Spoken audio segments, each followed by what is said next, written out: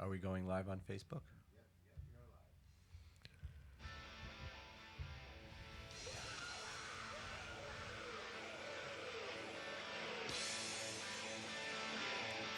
Here we are.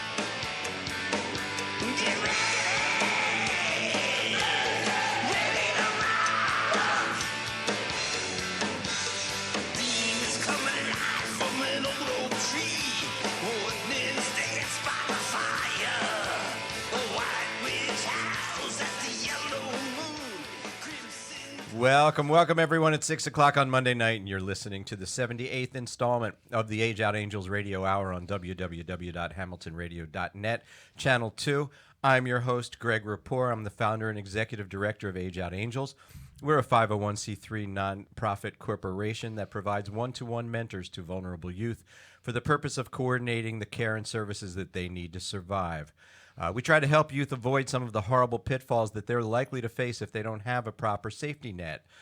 This program is brought to you every week at the same time, courtesy of Doc G, William Saunders, Ruben Rodriguez, and all the fine people here at Hamilton Radio who allow us to use this airtime.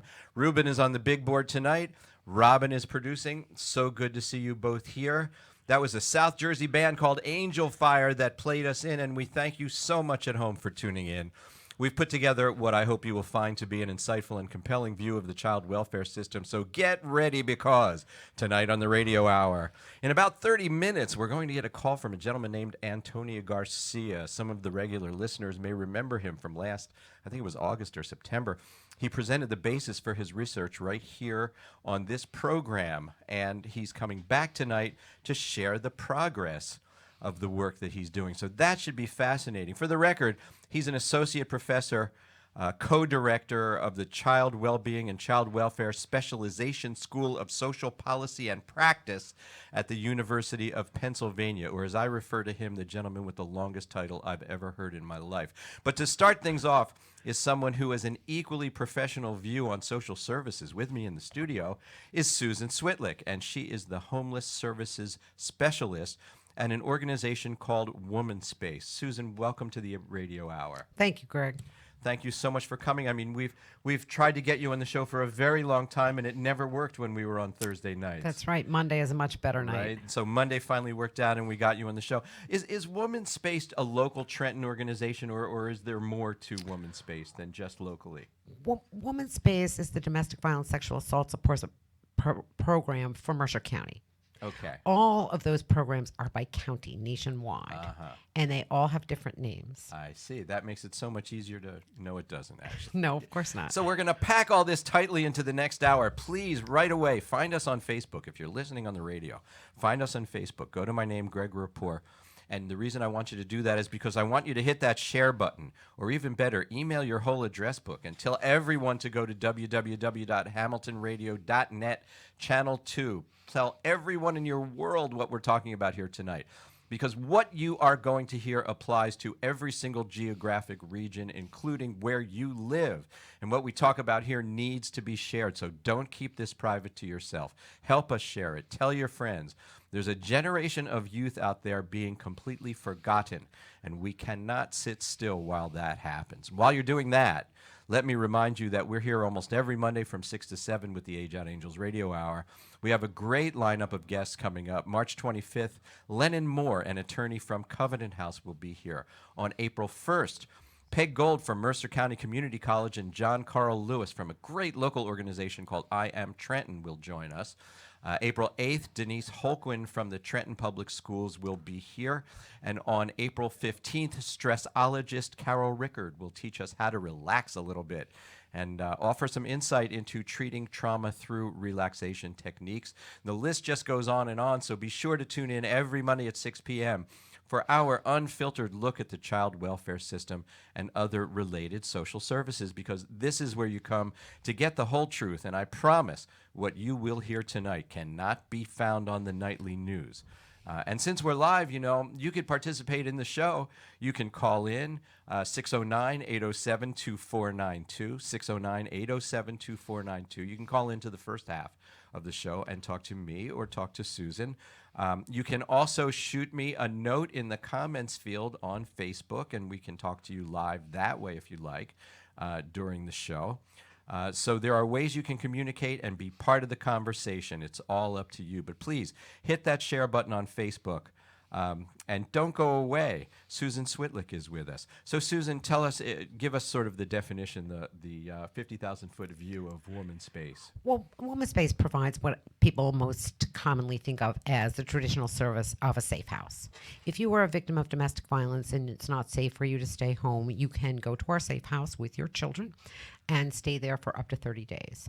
And we get people through the police stations, through hospitals. We get people who make their own phone calls, and they come and stay until they can figure out what their next step is to get away from the abuser. Womanspace is a traditional name. We're 40 years old. Other places have renamed themselves, and we do see more male victims. And if they need safe shelter, we place them either in a motel. Monmouth County has the only shelter for men in the state of New Jersey. Yeah. So I've heard actually that if people are victims of domestic violence and they want out, that they actually have to be pretty careful how they go about that, how they make that phone call. Sometimes they do. You are really at most risk when you decide to leave. If you file for a divorce, if you go to the family court and get a restraining order, if you call the police, because domestic violence is not about a guy, and I'm going to use a guy, but there has been an uptick in men victims in the last couple of years in New Jersey, that the abuser is not just an angry person. They're not beating up their boss or their neighbor or anything. It's about having power and control over their intimate partner. Yeah, there's a lot more depth going on to this than just somebody getting punched in the nose. Absolutely. It is an ongoing way of life of controlling the money, who goes where, who you see, what you do, monitoring you through your phone or a million other ways. So as someone who is a victim and then ultimately we hope a survivor has huge emotional and psychological pressure along with the threat or the actual physical violence. So how many people are there like you at Womanspace who well, the other thing, outreach? The other thing that we have is a counseling and support office, which is on Business Route 1 in Lawrenceville. Okay. And we probably see hundreds of people there for individual counseling sessions, like 1 hour a week. Usually we also have groups there. We have a few groups.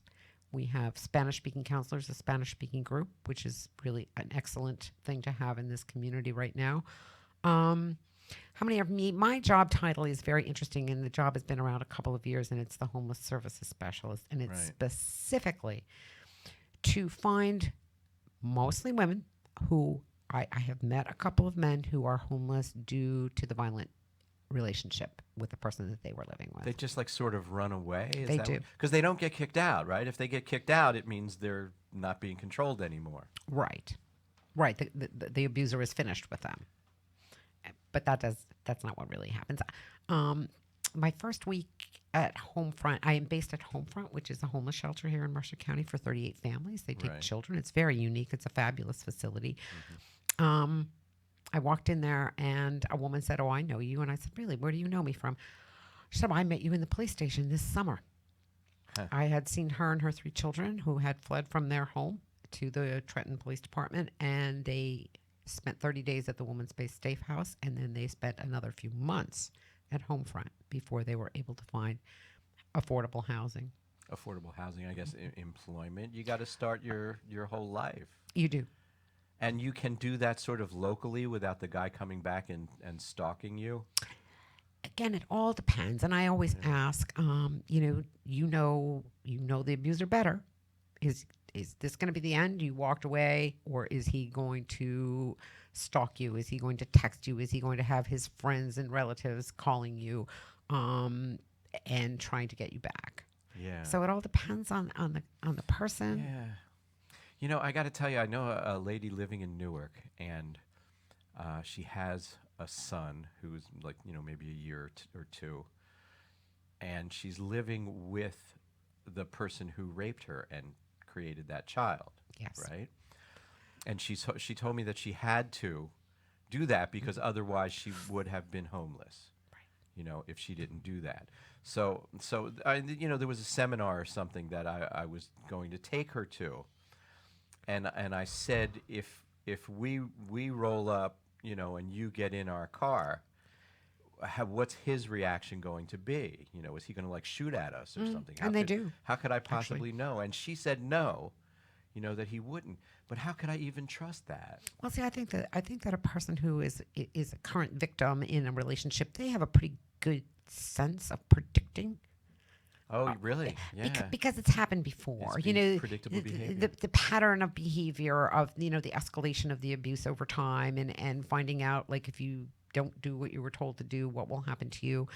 Well, one of the ridiculous questions that remains on everyone's lap: why doesn't she just leave? Because you know what? Maybe he told you, I will kill you if you leave. Mm-hmm. Or she just feels like she doesn't have anywhere to go. Or you feel like you don't have an alternative. But but any victim who said, I'm afraid that he'll kill me, she knows that's what she's that's really might afraid happen of. next. Yes, Yeah. absolutely. Yeah. No, I mean, she's had it hard. She's been trafficked. She knows what it's like on the streets, and it's Right. not pleasant. And there's really no safe place for her to go with the child. I mean, you can go to a safe house. Right. I'm sure there is a program in whatever county she lives in, but that's temporary. It's 30 days, maybe 60 days, depending on your situation. And what do they do when they're in a safe house? I mean, is that therapy? Are you getting your life back together? Are you doing a resume? What are they doing in the safe house? A little bit. You've got to remember, if you have decided to leave this intimate relationship that you've been in for, a year or 2 years, 10 years, Yeah, 19 years, that's right. you are really in a stressful state. So mostly people are, if they're not already hooked up with social services, welfare, other assistance programs, they spend their time doing that. They will look for housing. And yes, of course, there is some kind of counseling, some kind of group participation for both the women and their children. But 30 days is really not nearly enough time to address the issues that the family is facing, Right. particularly if they're children. Children, yeah. Yeah, so you're seeing both generations. You're seeing the parents and the children. Right. And Well, at Homefront, definitely you see it. I mean, they are women with children who are there. yeah. And it is not as many will claim. Right now, we don't have too many who have actually fled an abusive relationship. But let me just tell you what I find, and it'll be interesting to hear what your next guest talks about. Early childhood trauma. Almost every person that I have met at Homefront, and I also go to the rescue mission in Trenton one day a week for a group. Almost every one of them were sexually assaulted at some point in their life. Everybody. Pretty much everybody. They don't talk about it. Oh, that was in the past. But if you really do any research, or you really look at what people's lives are like, they have a hard time going forward. They really do. Yeah, and this really addresses the issue of, oh, why don't they just, and then fill in the blank. Why don't they just leave? Why don't they just Right. get a job? Why don't they just Right. If you just go got to a school? job, Why don't yeah. they just? If you just got a job, Yeah. things would be great. If I could just get an apartment. But when you look at their, and mental health is huge. Everyone has been diagnosed with something. But what it really is, from the little bit of research and experience, and the new catchword, I don't know if you're aware of it. You probably are. The trauma informed care. Oh, absolutely. But nobody knows what that care is. Yeah. We aren't there yet. Mm-hmm. We're recognizing that people are traumatized. They have PTSD, children with ADHD, children who have all these other issues. They've been traumatized from the day that they were born. because of the nature of the household that they were born into. Yeah, yeah. And so where are we going to go from this? I don't know. And I hope when the listeners are hearing this and they hear the word sexual assault, this is not like one sexual assault or two. No. This is what we're talking about here are youth who have experienced this as an ongoing way of life. For the most part, and when people really started talking about it in groups is when the big report came out of Pennsylvania about all the priests. When was that? Early summer? Okay. So I'm like, okay, so has anybody read this on the? Oh, yeah. Well, you know what? In my family, it was tradition. My uncles took all the girls in the family on their 12th birthday into the bedroom and had sex with them. How many uncles? Oh, 1, 2, 3 uncles. My first sex was with my mother's boyfriend. I was 11. What else? My brothers started having sex with me when I was 10, and my mother didn't believe me. Those are just the 3 worst that I can remember right now. Yeah. Okay. And you do hear that. I also hear about the mother being complicit, Yes. right?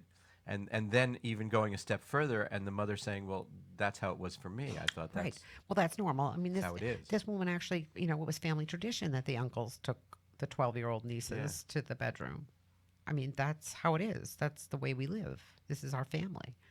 And it's really hard when you don't know any different to do anything about it. And the other thing that is always kind of surprising, although after a year and a half, I'm not too surprised most days, of my mother thought I stole her boyfriend, so she threw me out of the house. So I'm homeless now. Oh my. I wasn't thinking of that. Yeah, well, I've heard that more than once. Have you really? I have. Yeah, definitely. Yeah. Because these young children, the young teens, 12, 13, 14, are the mothers, particularly, and I'm not talking about our most Womanspace clients. I'm talking about the people that I see as the homeless services specialists. That Right. they are homeless. Mm-hmm. And so their trauma is to the point where they can't find a safe place to live. Right. I have this conversation a lot in a slightly different direction, but it's the same conversation because if you look at the people that I see, you would think that the child welfare system is horribly broken. And the fact of the matter is that it isn't horribly broken. There are some kids that it serves just fine, but those are not the ones I ever meet. Right, the ones who I meet, and as you're describing, the people that you meet, are homeless. They're not homeless because of you. They're homeless. Exactly. And you're there to help. Whatever their entire life has been up to the age where they end up homeless, it has been just one trauma after another. Yeah. That they were abused by their mother, their father, their uncle, their grandfather, or somebody. And, people are, well, don't they have families? I said, well, yes, except that their families are fairly dysfunctional. They're the source of the They are yes, abuse. Exactly. Yeah, the caregiver becomes the source of the abuse. Mm-hmm. It's very sad. Also, I meet homeless kids who are they weren't necessarily abused, but they come out as LGBTQ, right? And so they come out and they're in middle-class families, and then they get kicked out of the house, and all of a sudden they're homeless. And even though they haven't been abused, they have absolutely no street skills. Right. And so their suicide rate is high.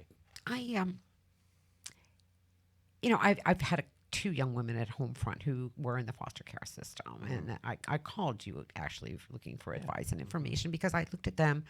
They were pregnant, of course, and to them, DCPP was the enemy because Take the child. they're going to take my baby if I can't figure out a safe place to stay. But having already been in the system themselves, they're absolutely terrified. Yeah. And so trying to reassure them that, probably they won't take your baby.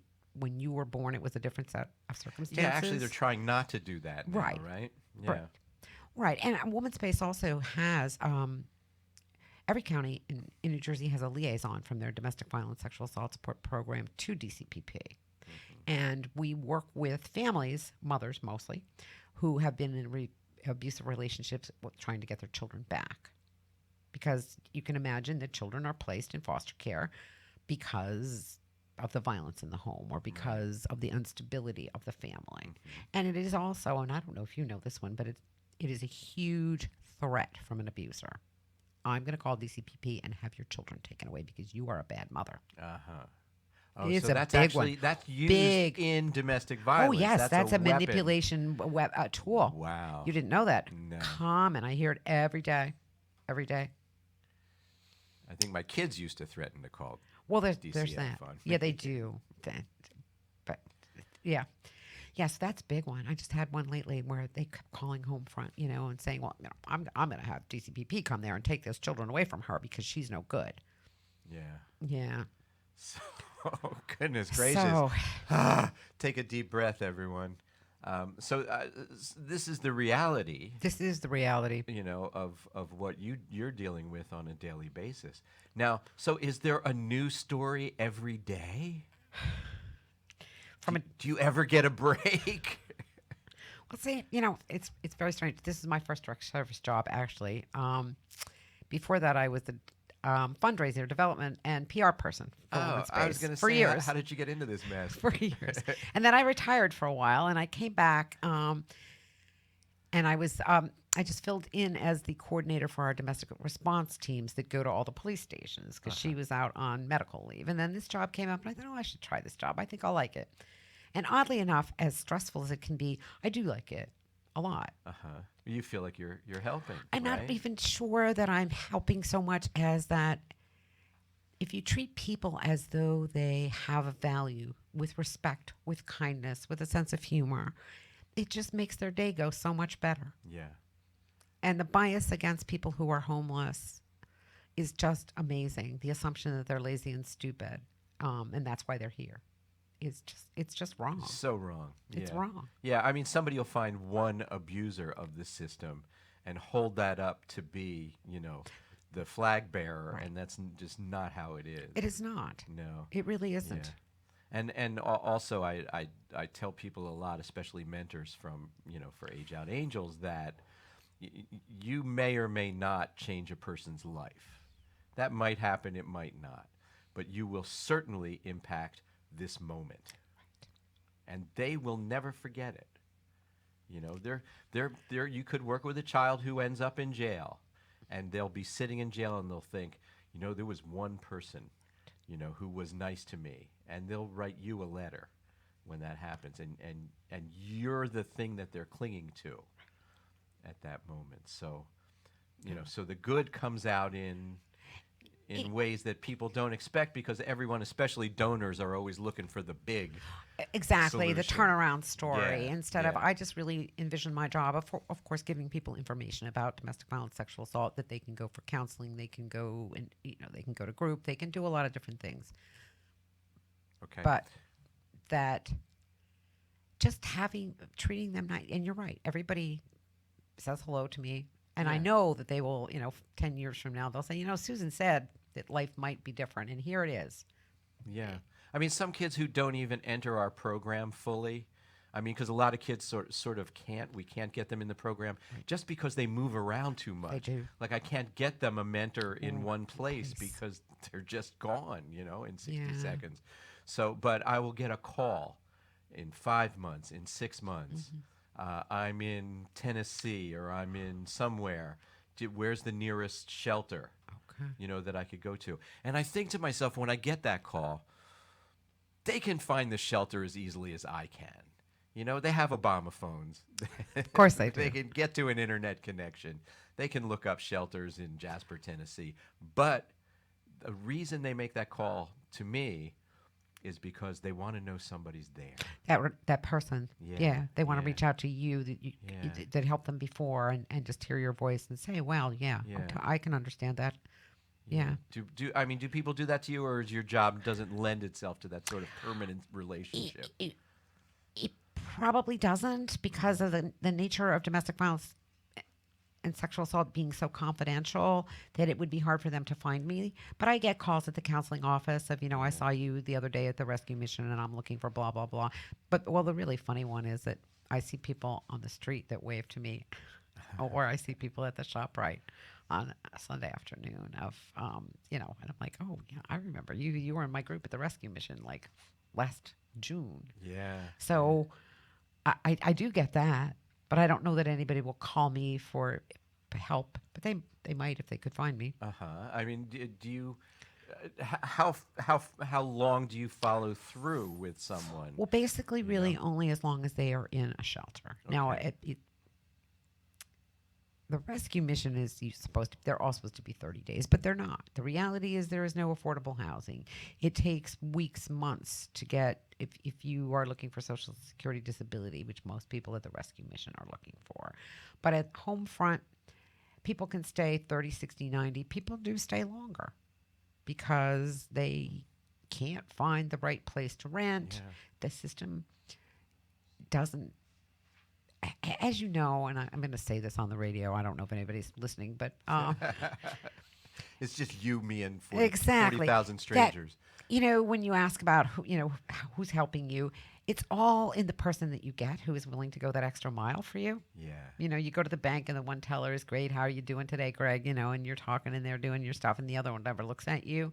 That's the way the social services system is too. Yeah. You'll get a worker and they'll be like, they're on the phone, they're on the internet, and they're doing everything they possibly can to help you. The other ones are like, they barely know your name. So that I see that a lot.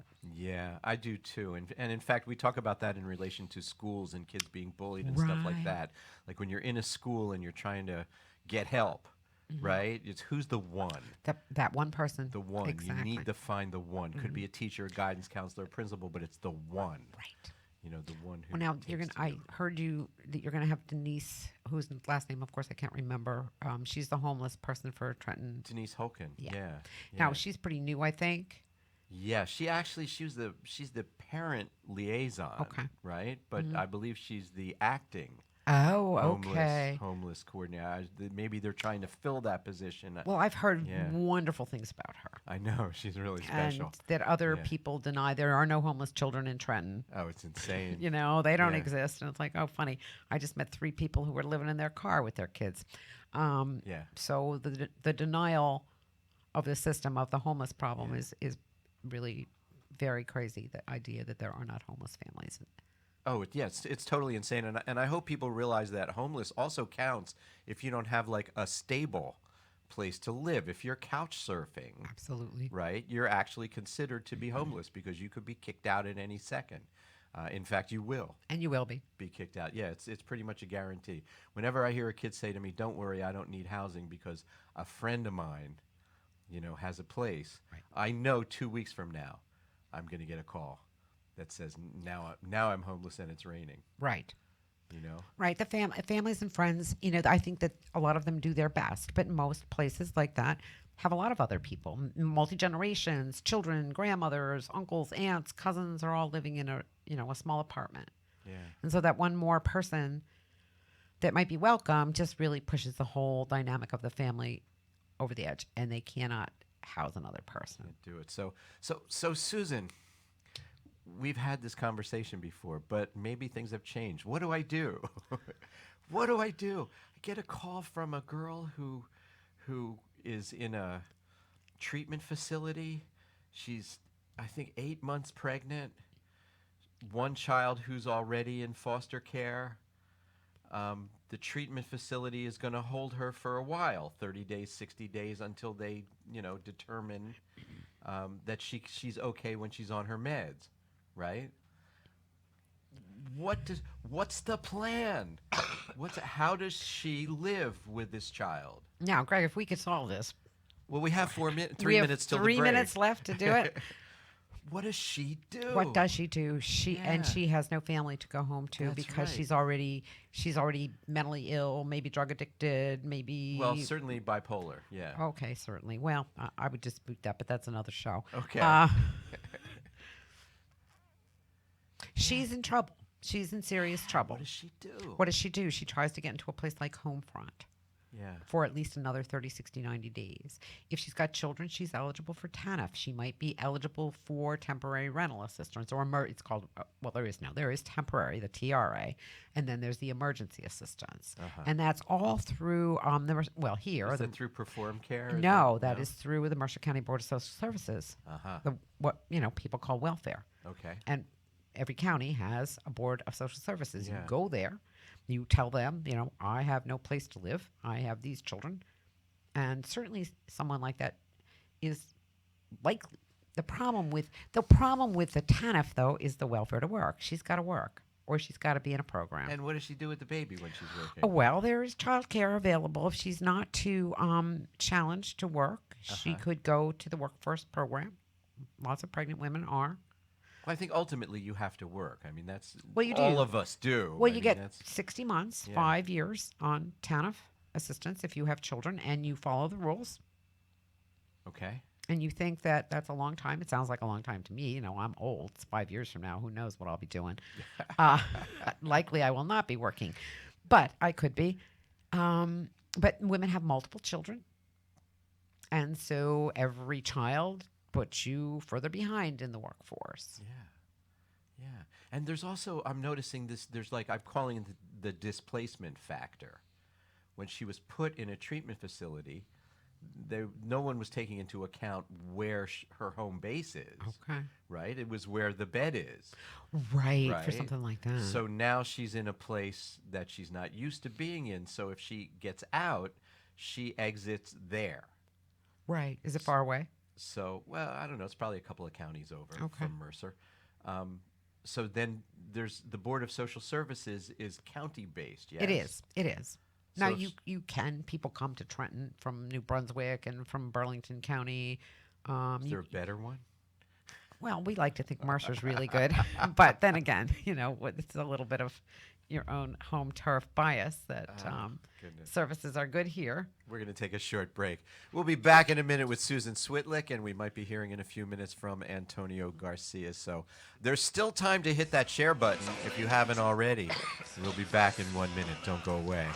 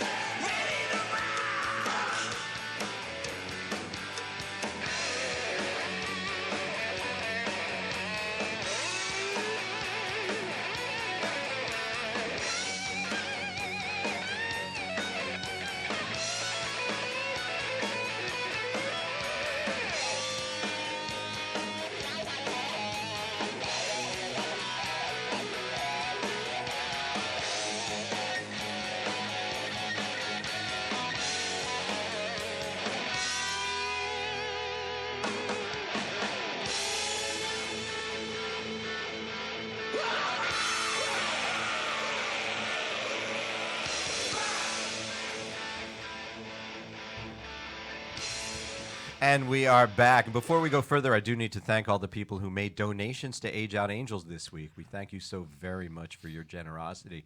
If you have an employee giving fund or matching gifts foundation associated with your place of work, we would certainly appreciate your contacting us and telling us how we can participate in that.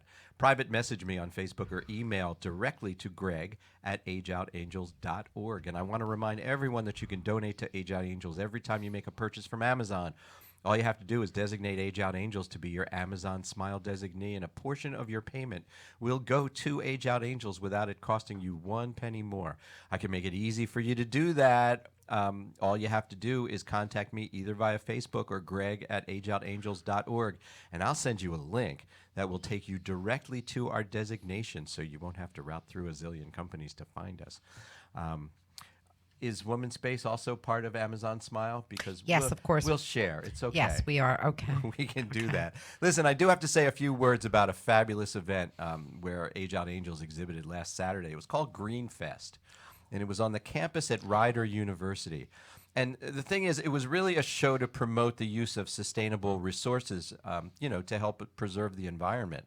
But the organizers were nice enough to permit Age Out Angels to bring our message of child welfare to an otherwise unsuspecting group of green-minded folks.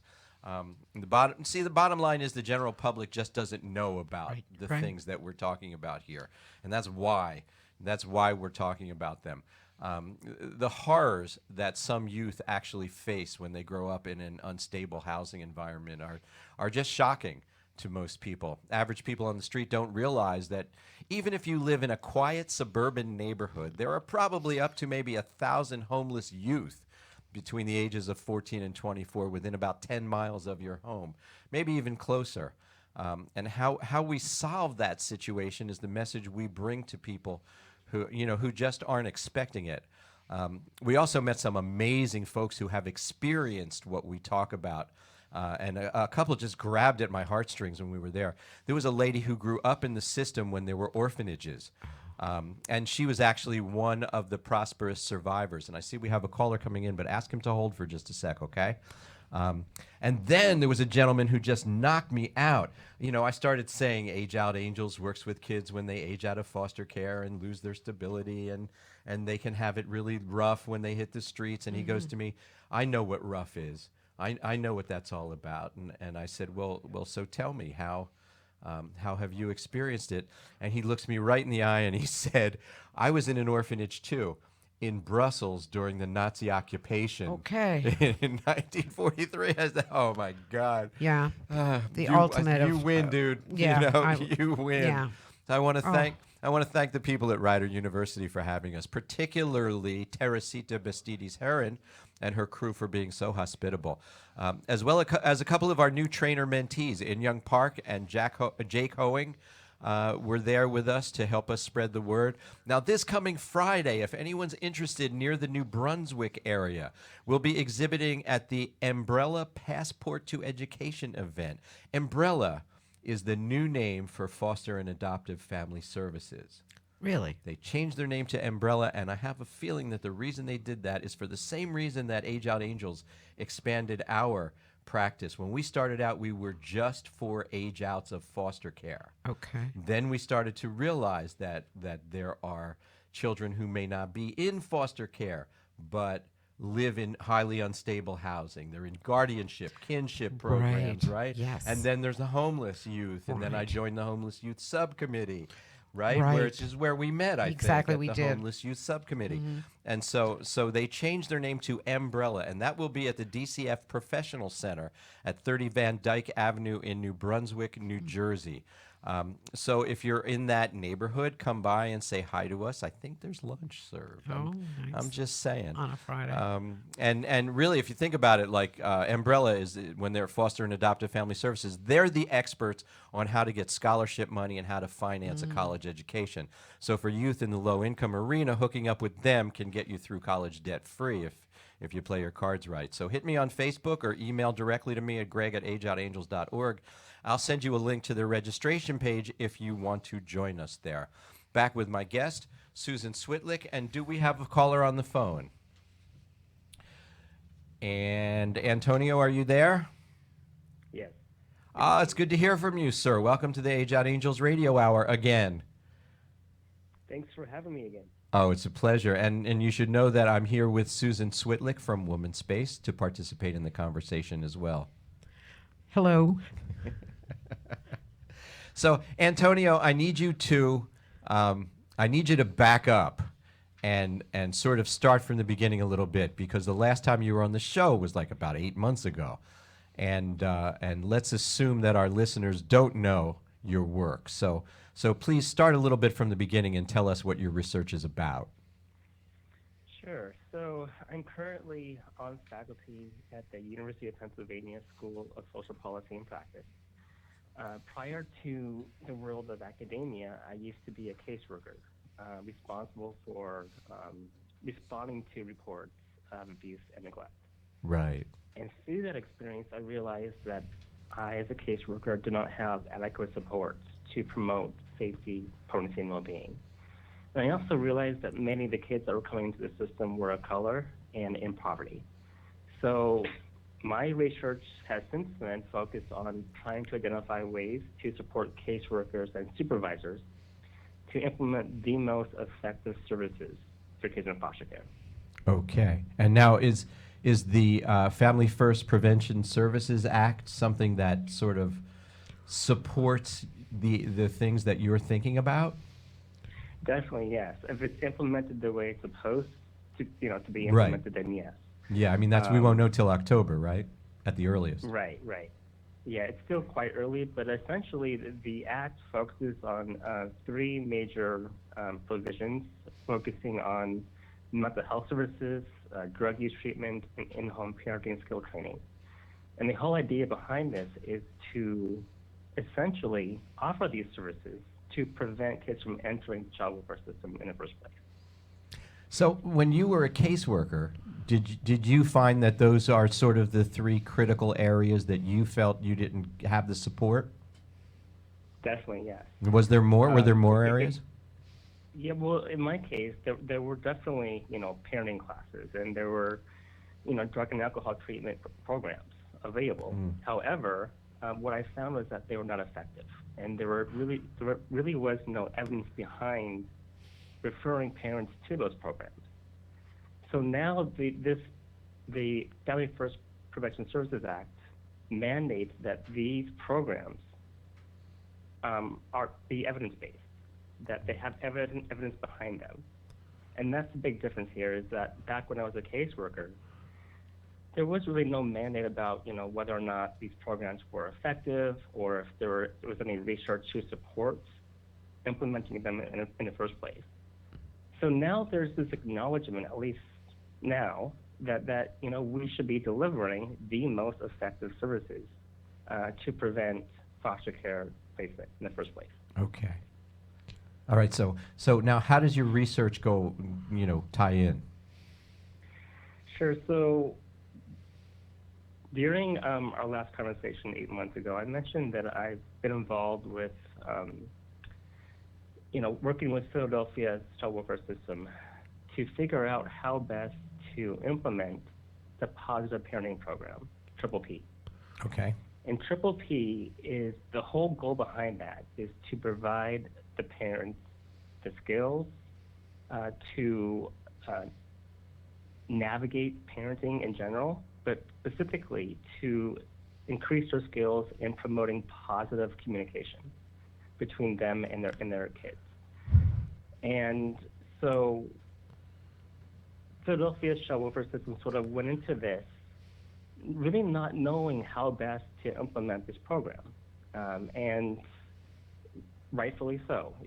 Essentially, child welfare systems do not have a clear idea as to what supports are needed to implement evidence-based programs. And so essentially, I offered to work together with them to figure this out. Okay. And as a first step, I offered to interview caseworkers and supervisors and collect survey data about the process of actually implementing Triple P, to identify barriers, to identify facilitators, and to identify what supports they need to essentially meet the goal of implementing this program.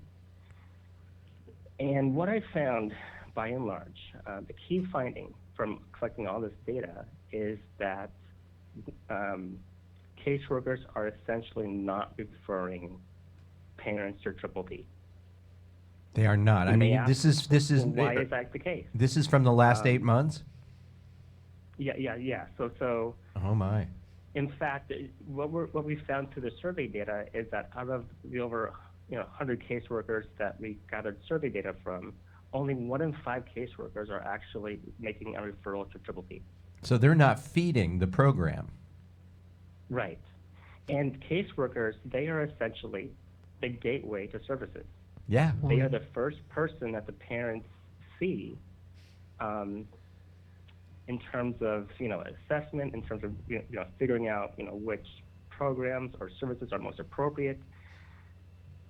And so that was by and large disappointing, the fact that we only have 20% of the caseworkers making at least one referral to Triple P.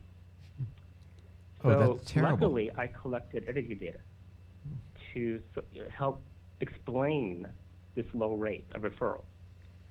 And by and large, the lines of communication between directors, supervisors, and caseworkers are broken.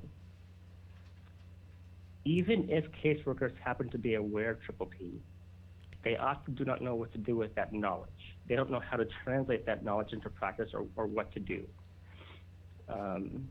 At the supervisory level, at the director level, they're very knowledgeable. They're gathering data from different sources. They're going to conferences. Yeah, we go to meetings like crazy. colleagues. Yep. Right. I'm sorry, go ahead. I said we go to meetings like crazy. We know all kinds of stuff. Right. Yeah. Yeah, so directors, they're really excited, they're motivated, they're trying to gather the evidence. The problem is that they don't know the most effective strategies to disseminate that knowledge to their staff and their caseworkers and their supervisors. So that's where the concept of cultural exchanges comes into play. And this is a fairly new concept that I think is being introduced into child welfare, but it's defined as the knowledge, attitudes, and practices that may have changed as a result of communication. So, for example, let's say that a caseworker is reluctant to refer a parent to Triple P, but after talking with the director, they're like, okay, I'll give this a shot. I'll see how this pans out. What we found is that those kinds of cultural exchanges are not happening. The caseworkers are being fed information from brochures, from newsletters, and honestly, they're just tossing those things in the trash bin. Mm-hmm. They're not reading them. They don't have time to digest them, think about them. But if you make the time to sit down and have a conversation, communicate about Triple P, and think about very carefully how Triple P changes my practice, then they're more likely to make a referral for Triple P. Yeah, you would And think. that's what the data's telling us. You would think that ultimately getting people in that program would make their lives somewhat easier. Well, Right. what I'm actually wondering is, in order to close your case or review a child at risk and a family with a child at risk, is that there are certain qualifications, a parenting class. In the case, I work in the domestic violence field. If you have had intimate partner violence, you have to go to the Safe Mothers group and learn all about domestic abuse. What are they doing? Are they just closing these cases and say, oh, these kids' houses are not that bad, we don't need to save them? I mean, Yeah, what are they actually doing instead of? instead of referring them to a mandated program to help improve family life? I'm having a hard time understanding that. It's a very complex system, as you know, but essentially they're just checking services off a list. Did you complete a parenting program? Check. Did you go to drug and alcohol treatment? Yes. They're not looking to see, did it actually lead to action or Okay. change? So the people learn if they just say yes, then the box gets checked and the guy doesn't bother them anymore. Right. And so that's part of the problem is how do we then encourage caseworkers who might have been working there for 10 plus years to change their behavior and their actions and to consider, replacing all these ineffective programs with programs that are evidence-based.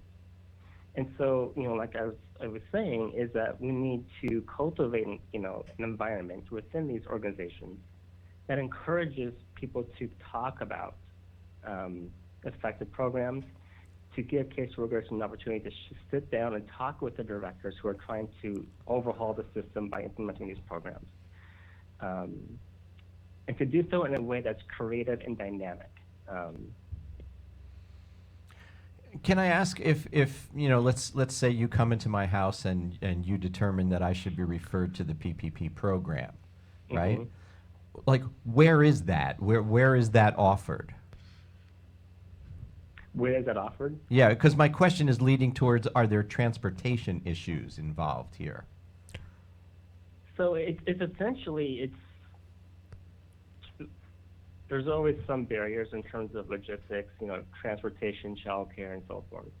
But what we're finding is that once parents get in the door, they're hooked. They love this program. Yeah. And they will stick with it. We've been offering bus tokens. We've been offering childcare. So those kinds of things are not so much, we're not so much discussed as barriers. It's more about, okay, what do caseworkers need to make sure they are knowledgeable to talk about Triple P with the parents? Most of the parents I spoke with, first of all, asked me what Triple P is. And then secondly, if they even heard about Triple P, they didn't know how to effectively explain it to their parents. Often in passing, they would just say to a parent, here's just another parenting program. You can complete this one or complete this other one that's not evidence-based. So that's not very, engaging, helpful. So actually, as we speak, I'm actually working on a grant to develop an online training for all staff across the board, from directors, supervisors, and caseworkers, to make sure they all have the same knowledge about Triple P. That's the first goal. And secondly, a part of this would involve having them view skits. And one skit would be an exchange between a director and a caseworker, talking about Triple P, talking about the evidence, talking about the effectiveness, and basically the director encouraging the caseworker to refer the parents to Triple P. The other skit would involve a caseworker talking to a parent to engage in Triple P. Okay, so you want to display role playing. Exactly, yes. And it goes back to those cultural exchanges I was sort of mentioning. How do you cultivate opportunities for all of these key players to talk about evidence in general, and in this case, Triple P? And right now, there's no model or instruction on how this goes. And so what my findings have shown so far is that we need to develop more innovative, dynamic ways to disseminate knowledge to all of these folks, to make sure that they all have the same knowledge and that they have an example of how to communicate about these programs. Well, Antonio, I'm a little bit puzzled that it sounds to me like the agency is really not training their people well enough. And isn't there some sort of mandatory training for caseworkers that they need to keep up with, best practices? Or do you just get a job like that and do it for 10 years without ever doing anything different? That it would be mandated that every family that needed to have better parenting would go to an evidence-based program, that you can't just pick Parents Not Anonymous down at the corner as an alternative, that there would be recommended agencies that would provide this parenting. Yeah, I think it seems like a remarkable Yeah. lack of training. To me, I'm thinking, wow. Yeah, the lack of training, yeah. And it's not just a lack of training, it's what kind of training you're getting. Right. Are you just being, spoon-fed information and not having any chance to digest it, talk about it, process it, and think about how it's supposed to be translated into practice? Because that's another area too, is that while I could lecture to a ton of caseworkers about Triple P, but oftentimes it would just go in one ear and out the other, because their head is in a cloud, thinking about all the crises they have to respond to, all the cases on the caseload. Right. But if you grab them in a way that's very innovative and show case studies and testimonials and skits, that maybe then they will be able to digest the information in a better way and be able to have communications with their director or their colleagues about Triple P, and create a culture of communication about evidence. In regards to your question around training, it's very sporadic. Oftentimes they might have to attend X number of trainings, but it may necessarily not have to be about evidence-based programs. Right. Of course. I have heard. I don't know. It's turnover. I don't know how true this is we everywhere.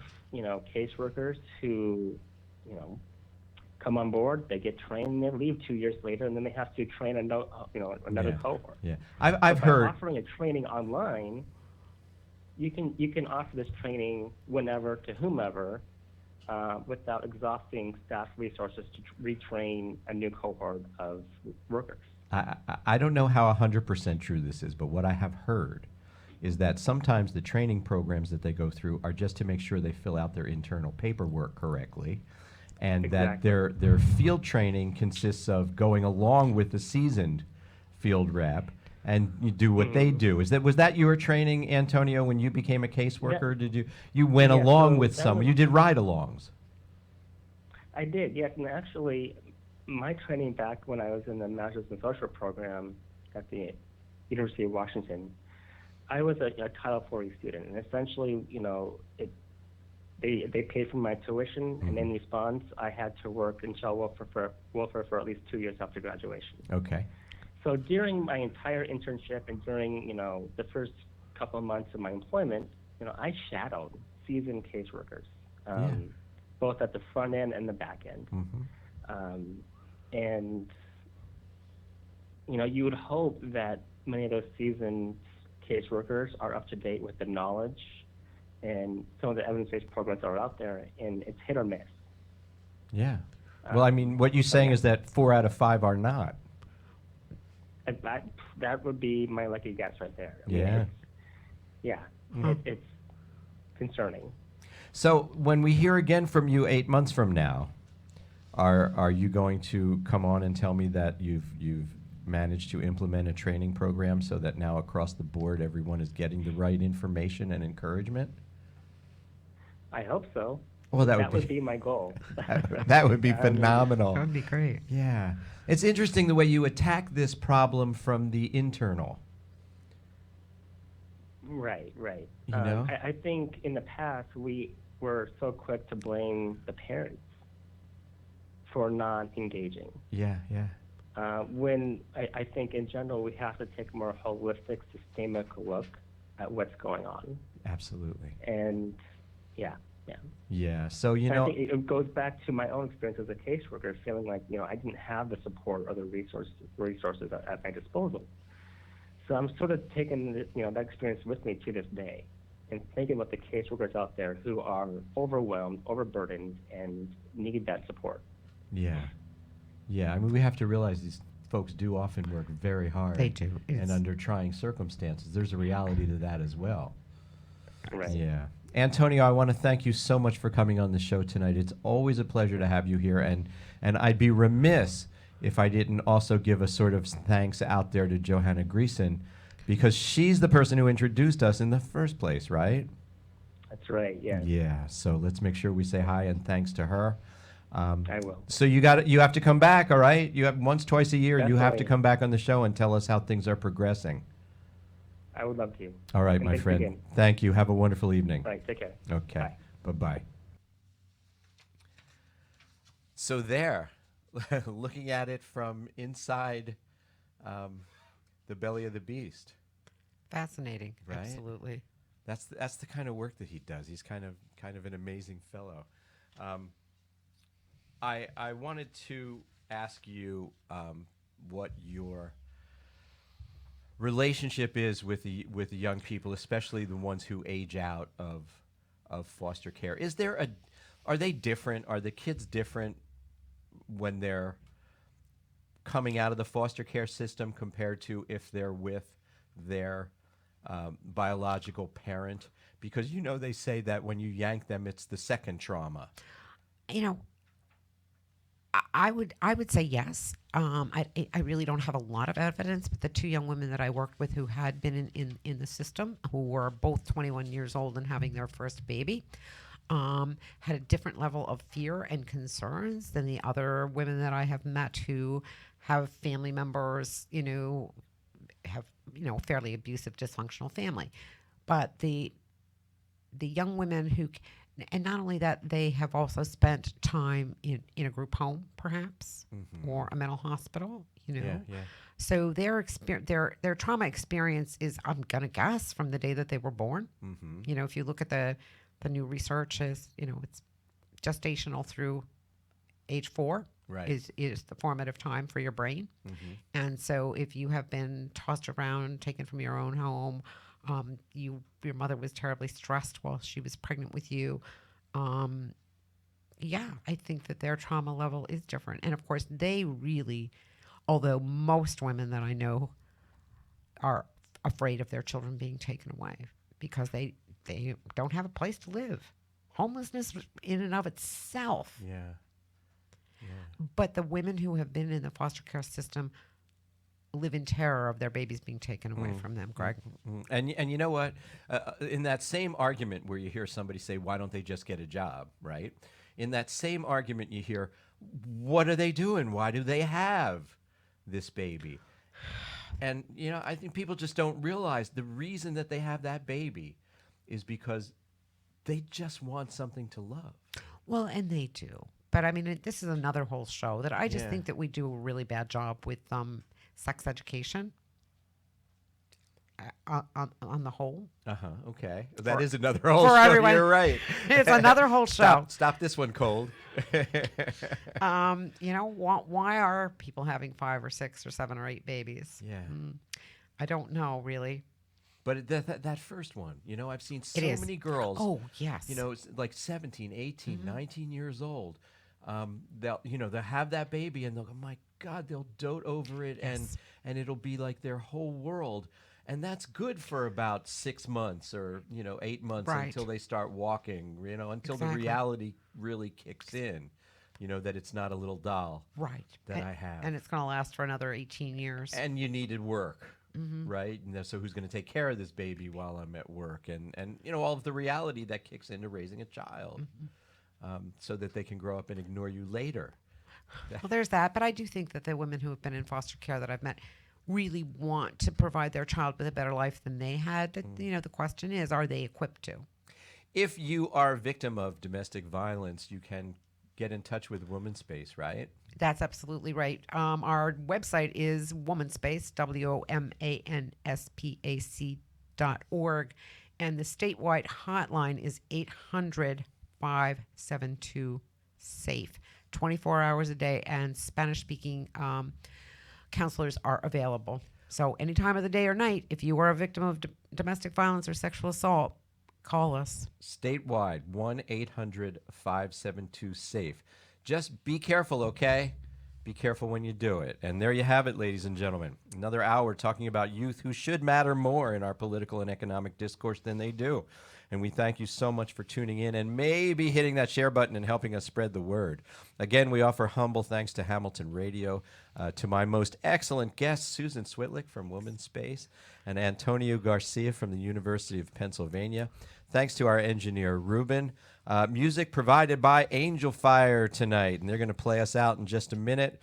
Our webmaster is Carmen Garcia Valera. Our social media specialist is Bailey Braverman. Join me next Monday, March 25th. Lennon Moore, an attorney from Covenant House, will be here. So until then, let's make this week the best week ever. Have a wonderful evening. Okay.